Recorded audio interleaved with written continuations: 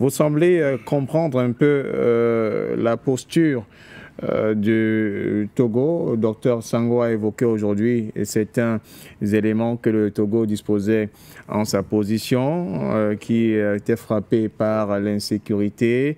Il y a également l'entrisme que Tapé Goubera a évoqué et que vous sembliez bien comprendre, vous qui êtes dans la sphère des affaires politiques.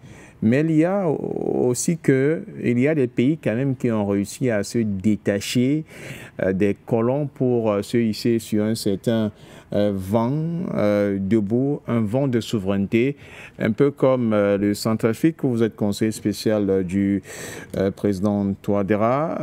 Dites-nous, qu'est-ce que vous comprenez dans cette adhésion, cette annonce faite par le Togo, quoi qu'elle ne soit pas encore opérationnelle?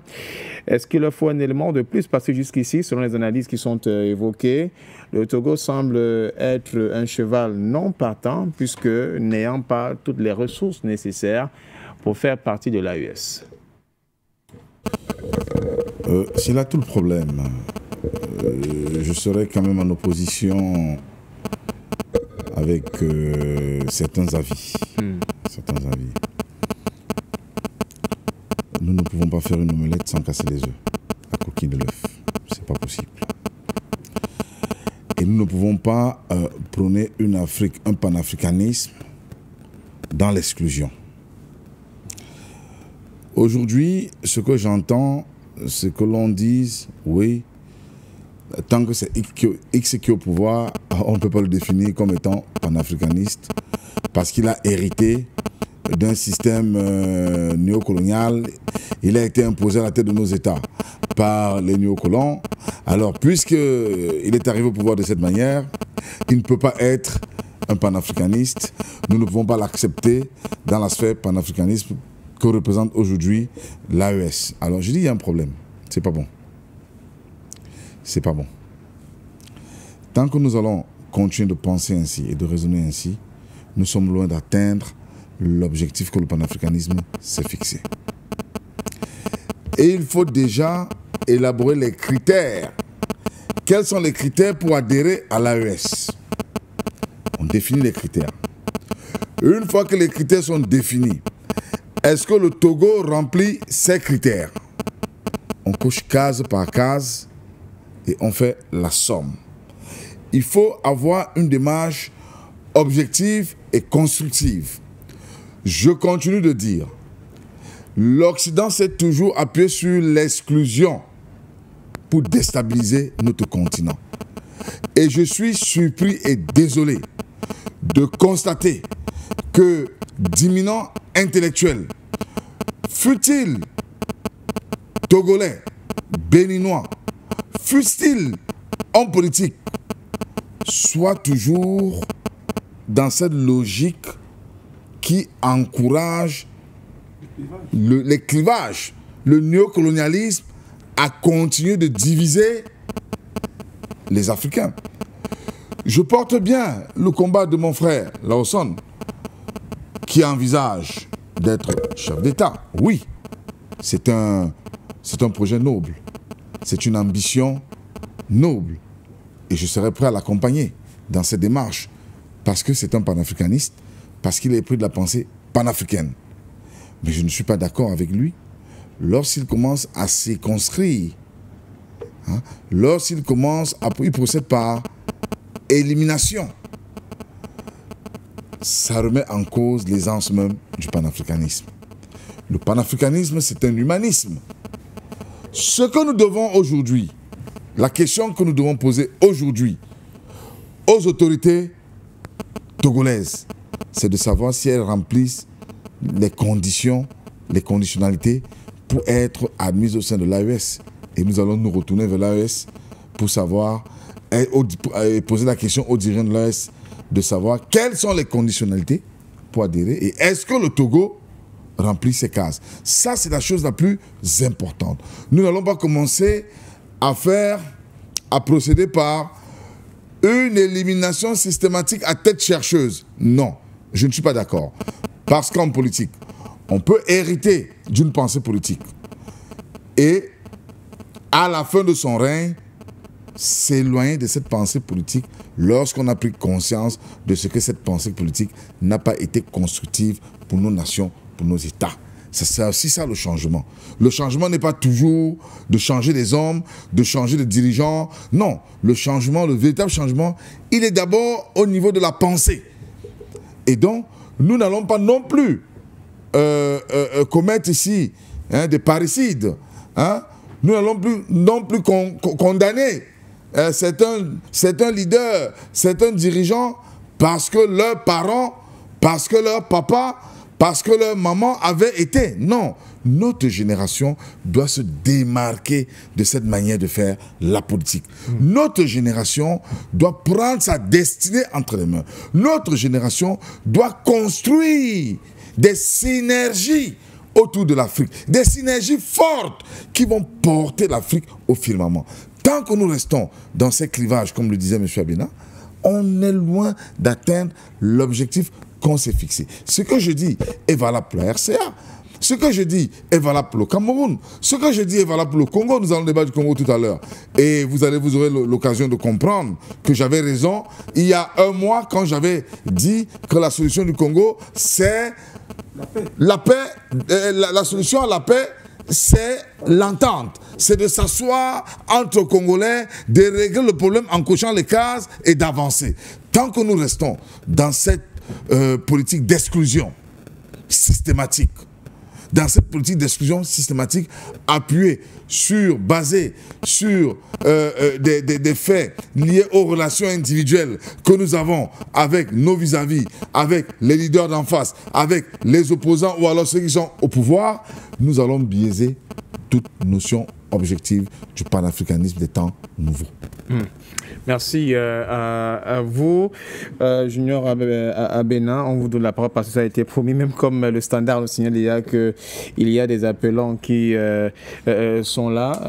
Je voudrais vous relancer à partir notamment de l'intervention de Jules Ndiawe tout à l'heure. Vous avez été la personne qui a évoqué la question du clivage, mais il y a quand même un fait que dans les actions qui sont posées par la partie togolaise, on parlait peut-être d'une forme d'embrigadement de pouvoir de la part du président Faure. Vous pensez que c'est une stratégie de vouloir s'asseoir finalement et puis construire cette Afrique-là, ce Togo-là qui se rapproche d'un élan panafricaniste et puis aller à rejoindre l'axe aujourd'hui qui est porté par les États de l'AES.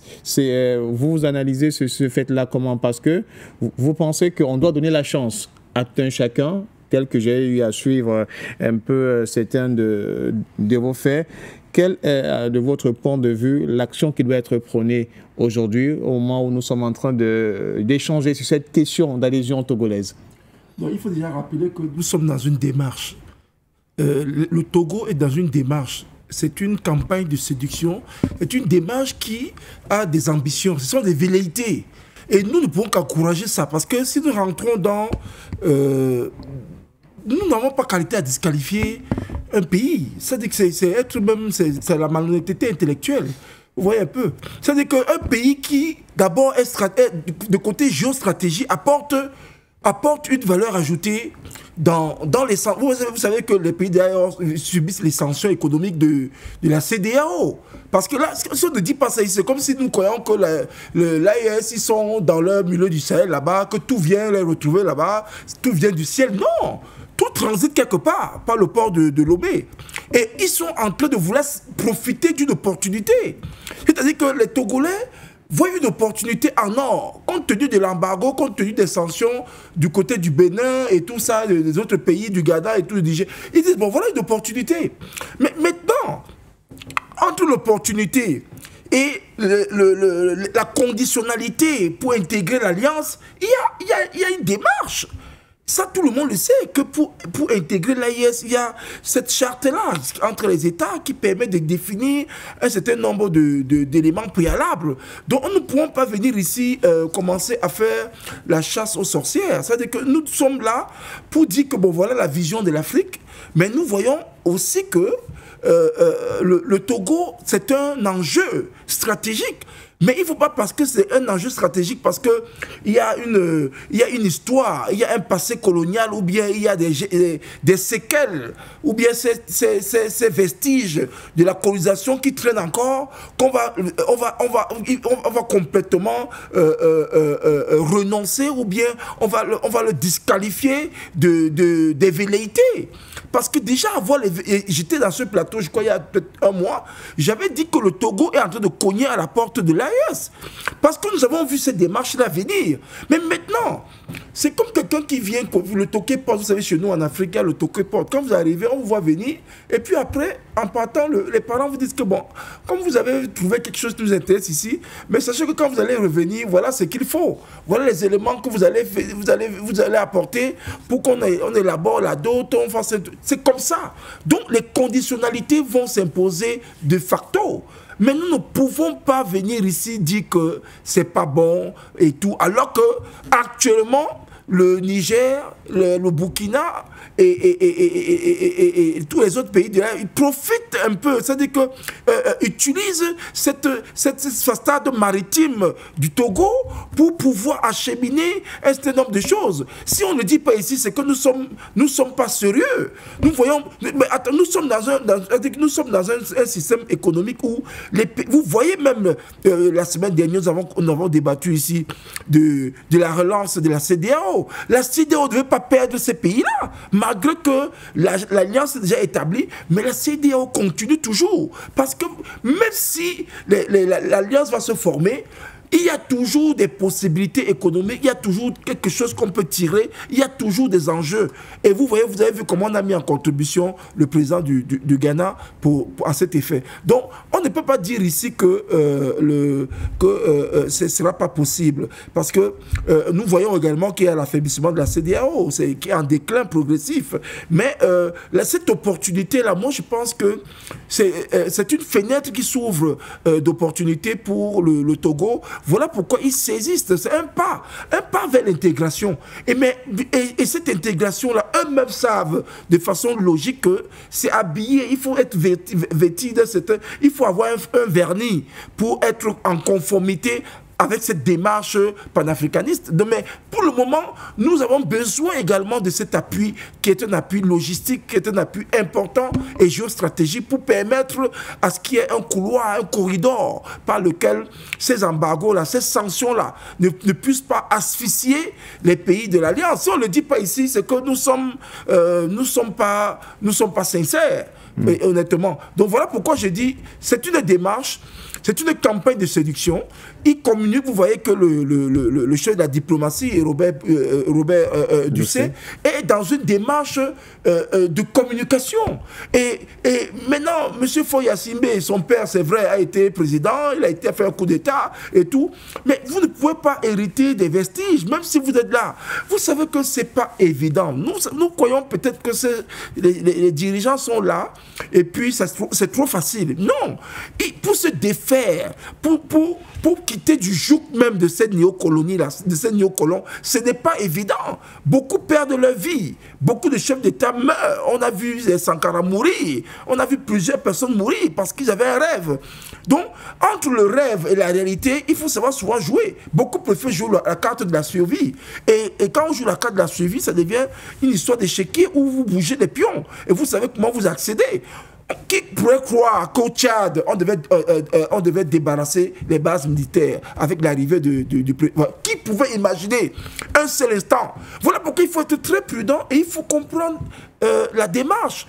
On a vu quand le président Idriss Déby est tombé, comment la France est arrivée immédiatement pour adouber le jeune, celui qui est là aujourd'hui. Mais c'est lui qui devient encore un élément qui compromet, qui déconstruit la France-Afrique, qui déconstruit les bases militaires françaises au Tchad.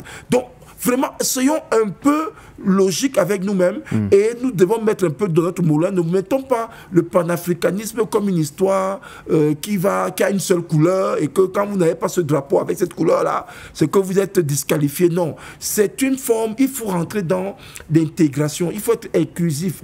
L'inclusion veut dire qu'il faut prendre du meilleur en chacun pour faire un agrégat qui pourra être quelque chose d'assez puissant et définir des avantages avancée est considérable. Donc moi, je pense que c'est une démarche de séduction, c'est un message qu'on passe, et le peuple, même le peuple togolais a besoin d'écouter, aujourd'hui il y a une jeunesse pas possible en Afrique, ils voient tout ce qui se passe, et les dirigeants sont comptables.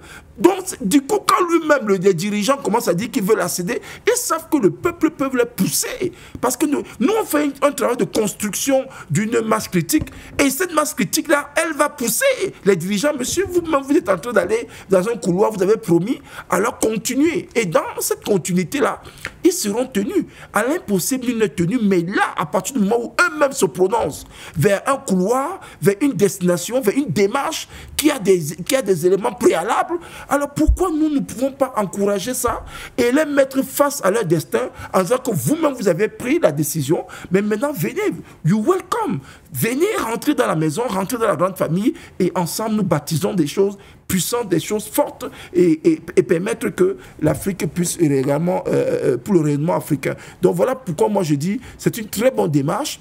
Maintenant, laissons que la mayonnaise prenne et que ça puisse permettre à ce qu'on voit l'avenir. Et vous voyez, le Togo contre énormément la CEDEAO, parce que dans leur logique d'embargo, ils étaient sûrs que la trilogie du Sahel allait se déconstruire d'elle-même. Or, nous voyons cet apport-là, et aujourd'hui on peut surfer dessus en leur disant que bon voilà, c'est intéressant, mais ça peut être plus intéressant et plus fédérateur et plus intégrateur aussi.